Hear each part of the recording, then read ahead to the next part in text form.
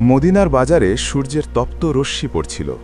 দোকানদাররা তাদের পণ্য সাজিয়ে ক্রেতাদের ডাক দিচ্ছিল। হঠাৎ একটি কোলাহল শোনা গেল। মানুষ দেখল আমিরুল মুমিনিন উমর ইবনুল খাত্তাব রাদিয়াল্লাহু আনহু তার সাধারণ পোশাকে হাতে লাঠি নিয়ে বাজারের মধ্য দিয়ে হেঁটে যাচ্ছেন। তার চোখ সতর্ক, পদচারণা দৃঢ়। তিনি এসেছেন তার প্রজাদের অবস্থা দেখতে, তাদের সমস্যা শুনতে। উমর রাদিয়াল্লাহু আনহু যখন একটি গলির পাশ দিয়ে যাচ্ছিলেন, তখন তিনি শুনতে পেলেন একজন মহিলার কান্নার আওয়াজ। তিনি থামলেন, সেই ভাঙা ঘরের দরজায় গিয়ে জিজ্ঞেস করলেন, হে মহিলা, তোমার কষ্ট কি? ভেতর থেকে একজন বৃদ্ধা বের হলেন। তার মুখে দুশ্চিন্তার ছাপ, চোখে অশ্রু। তিনি বললেন, হে আগন্তুক, আমি একজন দরিদ্র বিধবা। আমার ৩টি ছোট সন্তান আছে। ৩ দিন ধরে আমাদের ঘরে কোনো খাবার নেই। বাচ্চারা ক্ষুধায় কাঁদছে, আর আমি কিছুই করতে পারছি না। উমর রাদিয়াল্লাহু আনহুর হৃদয় ভারী হয়ে গেল। তিনি বললেন, আমি এক্ষুনি ফিরে আসছি, তুমি ধৈর্য ধরো।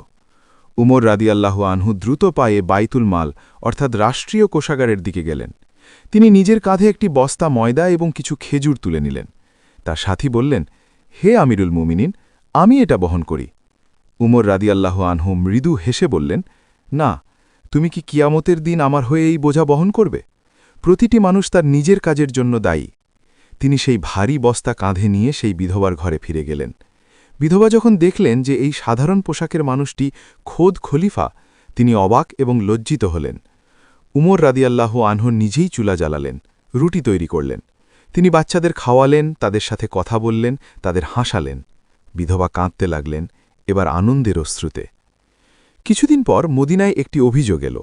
মিশরের গভর্নর আমার ইবনুল আস রাদিয়াল্লাহু আনহুর পুত্র একজন সাধারণ মিশরীয় যুবককে প্রহার করেছে, কারণ একটি ঘোড়াদৌড় প্রতিযোগিতায় সেই যুবক গভর্নরের পুত্রকে হারিয়ে গিয়েছিল। সেই যুবক সুদূর মিশর থেকে মদিনায় এসে উমর রাদিয়াল্লাহু আনহুর কাছে বিচার চাইল। উমর রাদিয়াল্লাহু আনহু অত্যন্ত গুরুত্বের সাথে বিষয়টি শুনলেন। তিনি তৎক্ষণাৎ মিশরে চিঠি পাঠালেন এবং গভর্নর ও তার পুত্রকে মদিনায় হাজির হতে বললেন। আমার ইবনুল আস রাদিয়াল্লাহু আনহু এবং তার পুত্র মদিনায় এলেন। তারা ভাবলেন হয়তো খলিফা তাদের সম্মান করবেন, পুত্রকে ক্ষমা করে দেবেন। কিন্তু উমর রাদিয়াল্লাহু আনহুর আদালতে ন্যায় এবং অন্যায়ের মধ্যে কোনো পার্থক্য ছিল না, সবাই সমান। উমর রাদিয়াল্লাহু আনহু দরবারে বসলেন। চারপাশে সাহাবীরা, সাধারণ মানুষ, সবাই উপস্থিত। মিশরীয় যুবকটি দাঁড়িয়ে তার অভিযোগ পেশ করল। গভর্নরের পুত্র নির্বাক। উমর রাদিয়াল্লাহু আনহু বললেন, ইসলামে কেউ কারো ওপর প্রাধান্য পায় না, শুধুমাত্র তাকওয়া এবং সৎকর্মের ভিত্তিতে ছাড়া। তুমি তাকে অন্যায়ভাবে প্রহার করেছ। এখন এই যুবকের অধিকার আছে তোমাকে সমান প্রহার করার। উমর রাদিয়াল্লাহু আনহু মিশরীয় যুবককে একটি লাঠি দিয়ে বললেন, এই অত্যাচারীর পুত্রকে প্রহার করো। গভর্নরের পুত্র মাথা নিচু করে দাঁড়িয়ে রইল। যুবক প্রহার করল। প্রতিটি আঘাতে প্রমাণ হল ইসলামের বিচারে ধনী গরিব, শাসক প্রজার কোনো ভেদাভেদ নেই।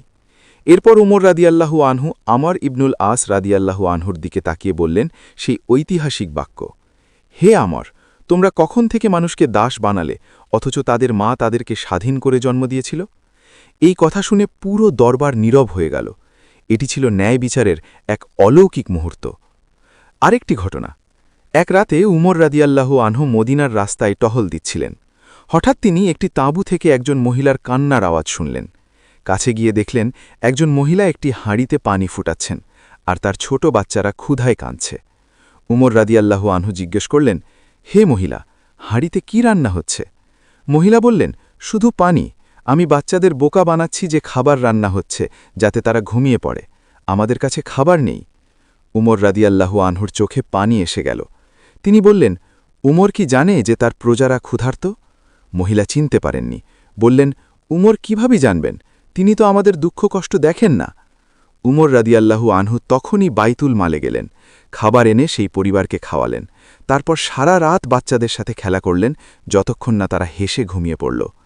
পরদিন সকালে মহিলা জানতে পারলেন রাতের সেই সেবক ছিলেন খোদ আমিরুল মুমিনিন হজরত উমর রাদিয়াল্লাহু আনহুর ন্যায় বিচার শুধু মানুষের তৈরি কোনো আইন ছিল না, এটি ছিল আল্লাহর ভয়, মানবতার প্রতি ভালোবাসা এবং দায়িত্বশীলতার প্রকাশ। তিনি দেখিয়েছিলেন যে একজন নেতা কেমন হওয়া উচিত: বিনয়ী, ন্যায়পরায়ণ এবং প্রজাদের সেবক। তার শাসনামলে একটি কথা প্রচলিত ছিল, উমরের শাসনে ছাগলও নিরাপদে ঘুরে বেড়ায়, কারণ উমর জানে কিয়ামতের দিন আল্লাহ তাকে জিজ্ঞেস করবেন কেন একটি ছাগল পথে হোঁচট খেল। আজও 1400 বছর পর উমর রাদিয়াল্লাহু আনহুর ন্যায় বিচার আমাদের পথ দেখায়। তার জীবন প্রমাণ করে সত্যিকারের ক্ষমতা অহংকারে নয়, বিনয়ে, নিষ্ঠুরতায় নয়, ন্যায় বিচারে। আল্লাহ উমর রাদিয়াল্লাহু আনহুর প্রতি সন্তুষ্ট হন এবং আমাদের সবাইকে তার পদাঙ্ক অনুসরণ করার তৌফিক দিন। আমিন।